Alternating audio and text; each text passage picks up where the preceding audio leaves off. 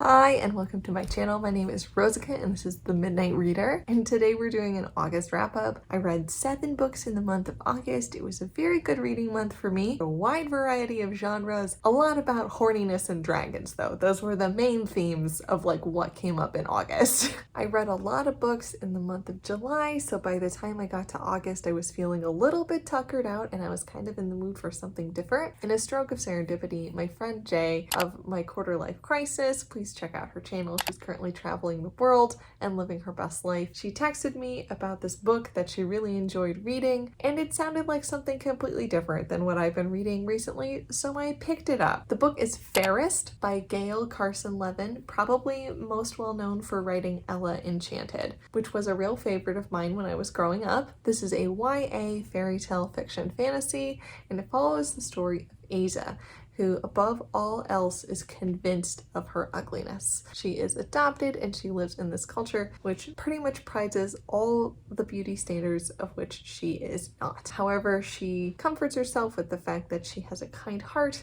and she has a beautiful voice, which helps a lot since she lives in a singing kingdom. It has adventure and romance and focuses strongly on how being conventionally culturally pretty doesn't actually mean anything about the type of person you are, even though when you're growing up at kind of that fragile, awkward age, it feels like it means everything. If you're looking for a YA book that talks about beauty and pretty privilege and what it means to grow up and be awkward and unbeautiful, it's a good read. I think I would have enjoyed this a lot when I was at the age range that this is marketed to. 4 stars, and I was happy for something different. Book number 2, I read How to Break Up With Your Phone, The 30-Day Plan to Take Back Your Life by Katherine Price. I do read self-help books, okay?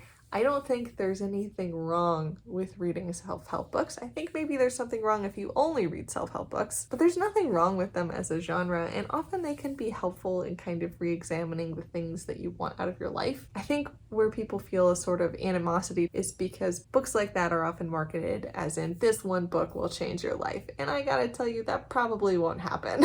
But this one book could help you change your life a little bit. This is actually a self-help book that I would genuinely recommend reading if you are trying to spend less time on your phone. It's exactly what it says on the cover. The first half of the book is talking about why smartphones kind of suck. They came about into our society so fast that we kind of never got much chance to set up social norms for what is like rude and not rude to do with cell phones, and we never really got much chance to establish what like healthy use of a smartphone looks like. They just became part of our culture. If you grew up in the age prior to smartphones and where we are now, back when I had my brick Nokia and my Motorola Razr, I did not carry my phone around with me everywhere. It was something that maybe was in my room or charged somewhere in the house. The new like cultural trend of needing your smartphone glued to you at all times is new. This wasn't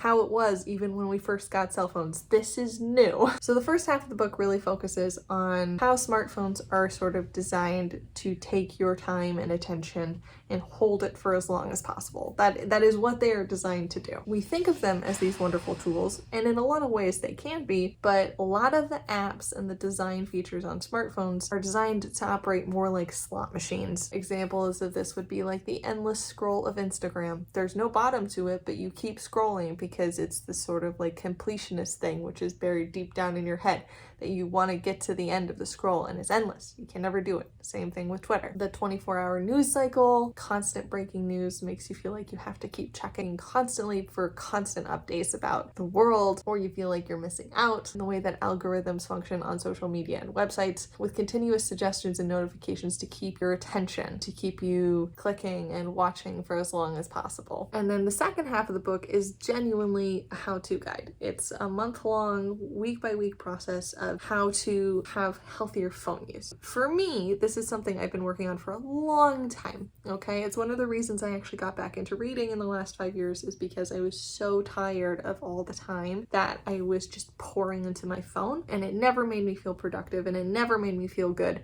So I decided to read more, which is something that both makes me feel productive and makes me feel good, and it doesn't feel like a waste of time to me. I was relatively healthy with my smartphone use until my daughter was born. I would get stuck in a position, or I'd be up at like 2 o'clock in the morning, and it's just so easy to just spend all your time on your phone. Really started to realize how much I hate the idea of my daughter growing up with an image of me with a phone in front of my face. I don't want her to grow up seeing this. It really genuinely bothers me. The other thing that genuinely bothers me is, I don't know if you've ever even just waved a cell phone screen in front of a 6-month-old. It's like cocaine. They just want the screen. And even if it's like vaguely around her, she just like cannot focus on anything other than wanting to get the cell phone. She's 6 months old. She can be endlessly entertained by string, okay? She doesn't need a portable TV. Most of the tips and tricks they teach in here are mindfulness, like to draw your attention to like when you pick up your phone, why you've picked it up. Because a lot of us, I'm betting, I don't think it's just me, I'll just pick up my phone whenever I have to wait for something, whenever I feel bored or lonely or tired. And then once I've picked up my phone, I cycle through what I call the circle of apps.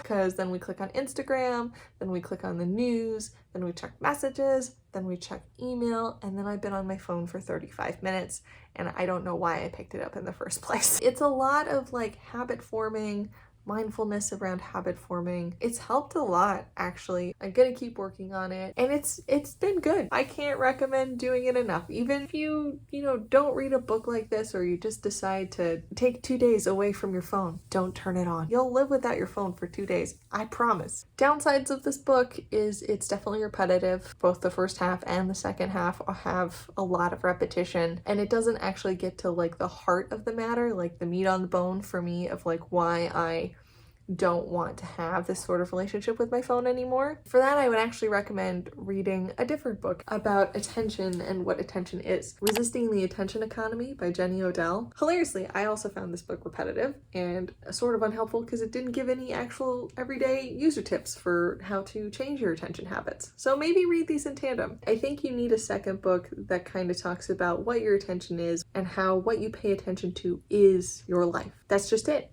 What you pay attention to is your life. I don't know that I can say that 6 hours on my phone doing I'm not sure what should be my life.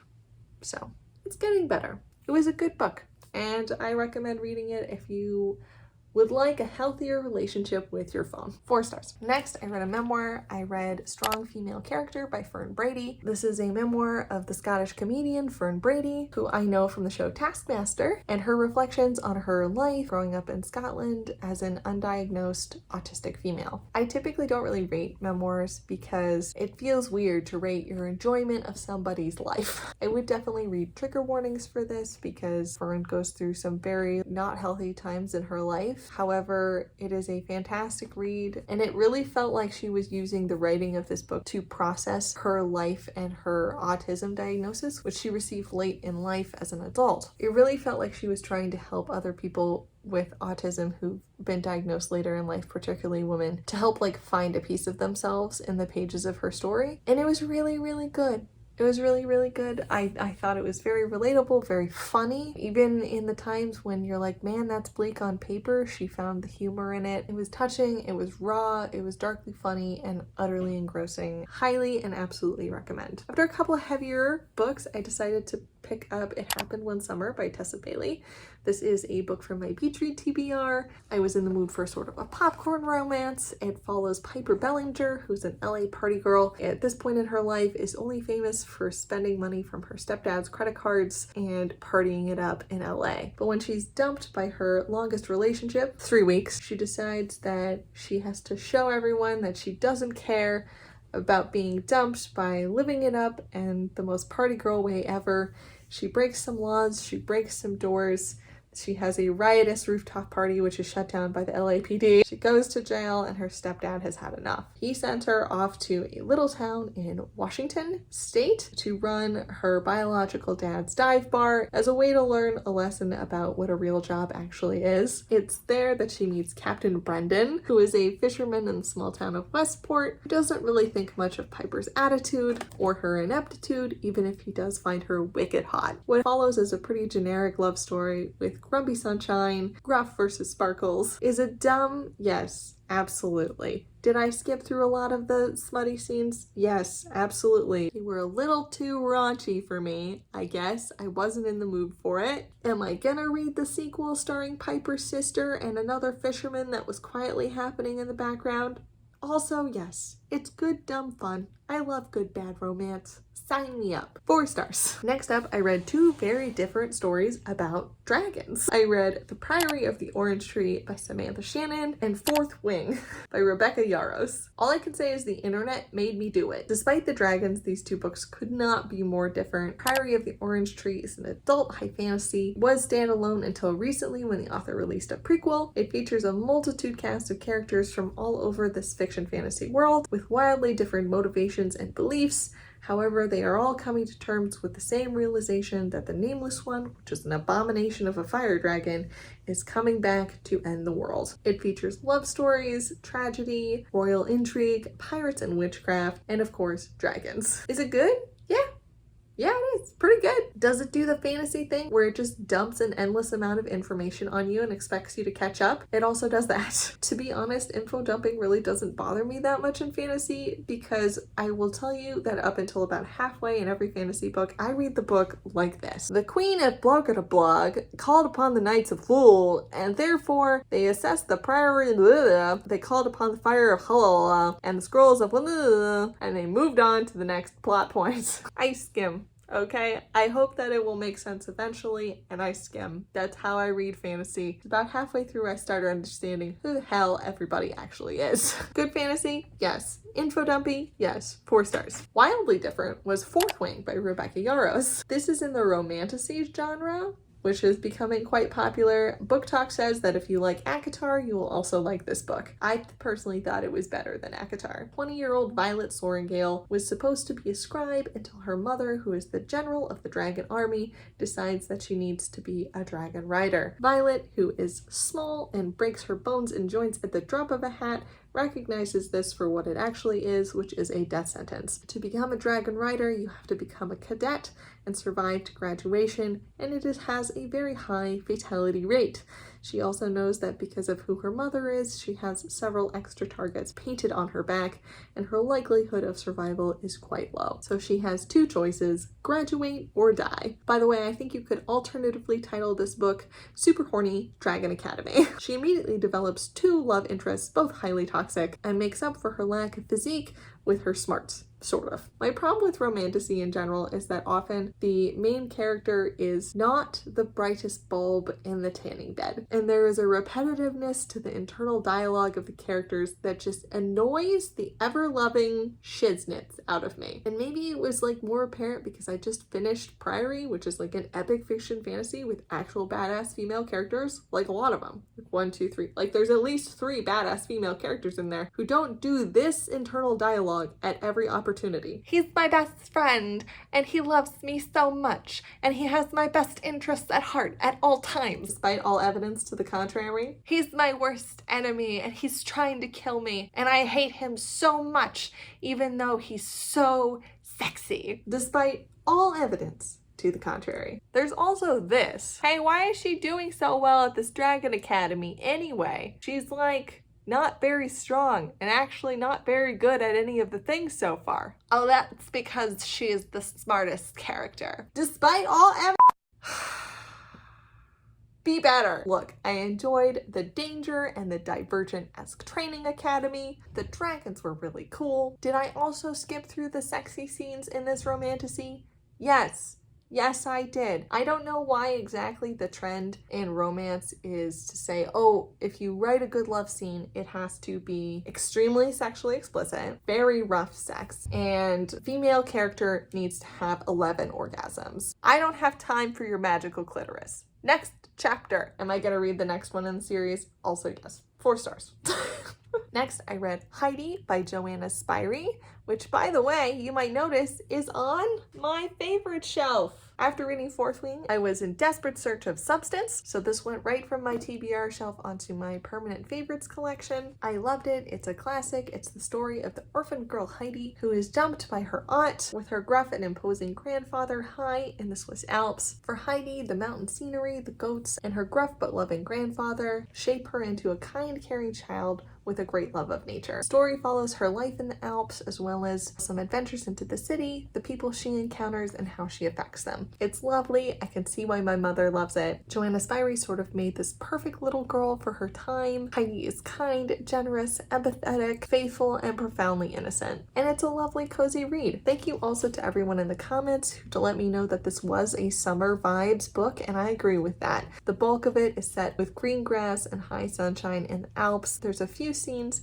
in winter, but the bulk of it is about running around with flowers blooming. My only complaint of this read is that it further enforces the zeal that I grew up with about good Luft. Luft means air in German, and all that means is you have to open your windows and get good air at all times, or be outside as often as possible, or you cannot be healthy. Good air, good Luft will literally cure all your ills, which this book really goes for. A girl way more healed by good Luft. It's 5 stars and the illustrations were lovely. Number 7, and lastly, I read Days at the Morisaki Bookshop by Satoshi Yagasawa. This was actually on my September Shorties TBR, and I started in August with an intention to finish in September, but it was too good and I finished it early. This is a book which was translated from Japanese, and I've seen this making the rounds in the cozy TBRs. However, I found a lot of people who liked it but haven't 5-star loved it. It's the story of a woman whose long-term boyfriend takes her to lunch and tells her that he's getting married to someone else. In fact, a woman he's been seeing for their entire relationship, making our main character now a mistress and a homewrecker. To make matters worse, another woman he's been seeing actually works in her office. Kind of the plot of The Holiday, actually. Our main character is devastated by this, becomes incredibly depressed, quits her job, and tries to sleep as much of her pain and life away as possible. All of this until her uncle gives her a call and says, hey, if you don't want to pay rent to just sleep in your apartment without a job, you can come live over my bookshop in the book selling district of Tokyo until you get your feet back under you and figure out your shit. I also am in the camp of finding this good but not great. I really enjoyed the world. It's an everyday story. It's a story about everyday life where not a lot happens. There were some small problematic aspects of that in storytelling though for me, because we kept building to these scenes which we got like a lot of attention for, and then they wound up just fizzling out. They weren't even really much of anything at all, and then the book just kind of moved on. We didn't sit with those moments at all, which felt a little insincere, because I feel like even if the big, dramatic moments of our life turn out to be more whispers than shouts, you still have to sit with the fallout from that. And the book really doesn't. It just kind of keeps going, just keeps slamming forward. So I think some of that is authorial intent. The other part that kind of jarred for me a little bit was I've read quite a bit of Japanese translated fiction and translated fiction in general. I think there might be an issue with this translation. There are some word choices in here that literally threw me out of the book and the story multiple times. It just felt like someone picked the wrong word from a thesaurus, and I don't know if that's a translation issue where they're translating exactly what the author wrote and it just doesn't read well in English, or if there was an issue specifically with the translation. Whatever it is, there's some speed bumps in there where it's just like, that was a really weird thing to say. And my last gripe is that this is a super misleading cover. There are no bicycles in this. Not one. There are no cats in this. not one. This like sort of like glowy, you know, couple standing in shadow also kind of hints at romance. Not really, no. There's pretty much no romance in this book, even at all. Like hardly a whisper of romance. It's a little bit of like a marketing issue with the cover, and I wanted to know what the original Japanese cover of this looked like because it was published like over 10 years ago. This is the original Japanese cover, and I want to point out there's still a friggin' bicycle on here. There's no bicycles in this book. There's not one bicycle in this book. It's a good read. It's a slice of mundanity. It's not a great read. I won't come back to it. I won't think about it my whole life. It was just fine. I'm happy I read it. It was a pleasant experience. 4 stars. Those were the 7 books I read in August. I had a lot of good books and one great one, but it was a good reading month for me. Let me know if any of the books appeal to you. What was your favorite book that you read in August? Thank you all again for watching, for subscribing, for being kind and leaving nice comments, and I will see you all next video. Bye!